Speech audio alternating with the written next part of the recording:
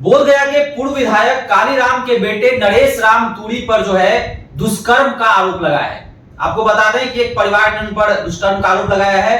उस परिवार के 15 साल की बेटी के साथ जो है नरेश राम तूरी ने दुष्कर्म किया और उसका वीडियो जो है सोशल मीडिया पर वायरल भी कर दिया गया है। उसके बाद पुलिस इस चीज को संज्ञान में लेती है और नरेश राम तूरी को गिरफ्तार करती है। आपको बता दें कि नरेश राम तूरी जो है वह खुद भी भाजपा का नेता है। इस को लेकर पूरे जिला में चर्चा है कि आखिर हो क्या रहा है कि नेता ही जो है जो कहीं ना कहीं समाज के लिए काम करते हैं, समाज से तरह तरह के वादे करते हैं, वही अपने समाज के साथ दुष्कर्म जैसे वारदातों को अंजाम देते हैं। देखिए, तमाम मसलों पर बातचीत करने के लिए मेरे साथ अखिल भारतीय अपराध विरोधी मोर्चा के राष्ट्रीय अध्यक्ष धर्मवंत सिंह राठौर जी हैं। धर्मवंत जी, मानसिक दिव्यांग यह लड़की है, उसके साथ नरेश राम तूरी के द्वारा दुष्कर्म, 60 साल का है यह आदमी, और उसके बाद उसका वीडियो जो है सोशल मीडिया पर खुलेआम वायरल कर देना किशोर इशारा करता है। एक तो दिव्यांग लड़की थी, नाबालिग थी, और जो दुष्कर्मी है वो भाजपा के प्रदेश अनुसूचित जाति प्रकोष्ठ के प्रदेश उपाध्यक्ष भी है। आपने बताया कि पूर्व विधायक का बेटा भी है। ये जहां दिव्यांग नाबालिग बच्ची के साथ दुष्कर्म किया, वहीं ये भी दुस्साहस किया कि इसका वीडियो और वीडियो रिकॉर्डिंग कर सोशल साइट पर वायरल भी कर दिया। ये नई शैतानी पूरे देश में एक नहीं दर्जनों घटना आ रहा है। जैसे आपने देखा होगा कर्नाटक में कि सांसद हजारों लड़की के साथ दुष्कर्म किया और उसका वीडियो बनाया, जिसके कारण वो बात खुला भी। अब ये भाजपा नेता नरेश तूरी, इसने जहां एक तो दिव्यांग, मानसिक रूप से दिव्यांग बच्ची है, नाबालिग है, एक तो कितना अनैतिक कार्य किया, दुष्कर्म किया, और इससे भी मैंने उसको कहीं कोई भय नहीं कि उस वीडियो को वायरल भी कर दिया।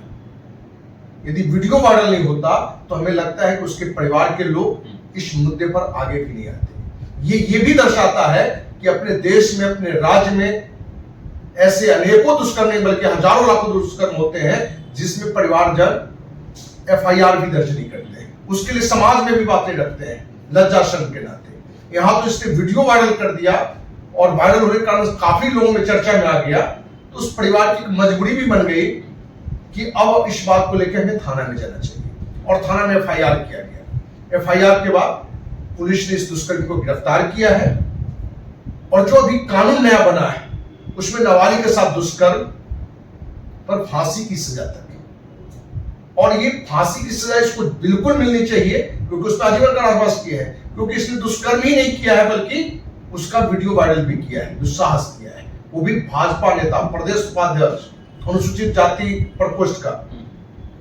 तो इस मुद्दे पर सरकार को चाहिए कि ऐसे लोगों के लिए एक अलग नियम बने, स्पीडी ट्रायल किया जाए, और जल्द से जल्द इस तरह के दुष्कर्मी को फांसी की सजा मिलनी चाहिए। दुष्कर्म को लेकर जो हमेशा चर्चा होती है, नियम कानून तो बना दिए जाते हैं पर इंप्लीमेंट नहीं हो पाता है। फांसी की सजा, जैसा आपने कहा, देश में लगातार ऐसे कांड हो रहे हैं, चाहे बिहार हो या देश स्तर पर, लेकिन निर्भया के बाद अगर देखा जाए तो ऐसे मामलों को, बड़े मामलों को लेकर भी फांसी नहीं दी गई है। क्या कुछ कहेंगे? ये आपने बिल्कुल सही कहा कि निर्भया कांड में तो फांसी दी गई, सिर्फ एक बच्चा उसमें नाबालिग था इसलिए बच गया, उसका एज कम था, लेकिन बाकी सभी को फांसी सजा मिला या कुछ ने सुसाइड भी कर लिया उसने। लेकिन उसके बाद ऐसी एक भी घटना नहीं देखने को मिला जिसमें कि जो दुष्कर्मी हो, रेपिस्ट हो, जिसको फांसी की सजा मिले। तो सरकार ने जो नई कानून बनाया है, हम उम्मीद करते हैं इस नए कानून के तहत ऐसे दुष्कर्मी को अब फांसी की सजा की संख्या बढ़ेगी, और ये जब संख्या बढ़ेगी तो लोगों पर दबाव भी बढ़ेगा। एक तो ये कानूनन बात हुई, दूसरी बात है कि कहीं ना कहीं सामाजिक रूप से भी इस बात को अब ध्यान देना पड़ेगा कि क्या समाज में इस तरह के अनैतिक कार्य के लिए लोगों के अंदर में भावना ज्यादा जागृत क्यों हो रहा है, दुस्साहस क्यों हो रहा है।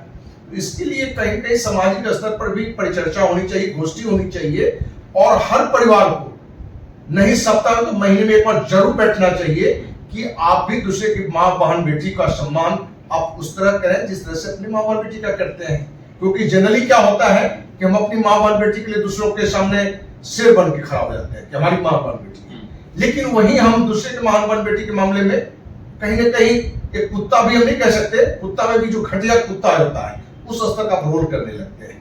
कहीं कुत्ता में भी एक इंसानियत है, उसके अंदर में भी एक अपने जो भी जिनके भी कुत्ता होता है उसके प्रति वफादार होता है, मतलब वफादार होता है।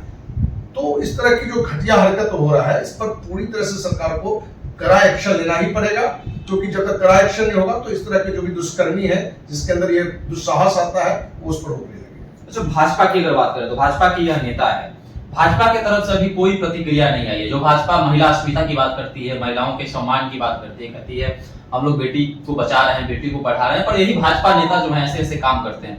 भाजपा की तरफ से कोई प्रतिक्रिया नहीं आई है, बस जिला अध्यक्ष ने कहा है कि हमारे नेता हैं। तो क्या ऐसे ऐसे लोगों को भाजपा को भी चिन्हित करके हटाना चाहिए? देखिए, कोई भी पार्टी का नेता हो, हर पार्टी को चाहिए कि इस तरह के जो भी दुष्कर्मी है, इस तरह के अनैतिक कार्य करने वाले हैं, उस पर कड़ा बयान देना चाहिए। इससे समाज में एक बड़ा मैसेज आएगा कि आपके परिवार का ही कोई सदस्य क्यों नहीं हो, लेकिन दुष्कर्मी है तो हम उसका कड़ा विरोध करते हैं और ये कड़ा विरोध होना चाहिए। तो भाजपा के तरफ से भी यदि लोगों ने विरोध नहीं किया है तो ये भी कहीं से सही बात नहीं है, ये भी अनैतिक बात है, क्योंकि आपके परिवार का, आपके पार्टी का कोई प्रदेश उपाध्यक्ष हो, अनुसूचित जाति जनजाति प्रकोष्ठ का प्रदेश उपाध्यक्ष हो, और उस पर आप अपनी प्रतिक्रिया भी नहीं देते हैं, बयान नहीं देते हैं, क्योंकि नेता की आदत है बिना मतलब का भी बयान देता है।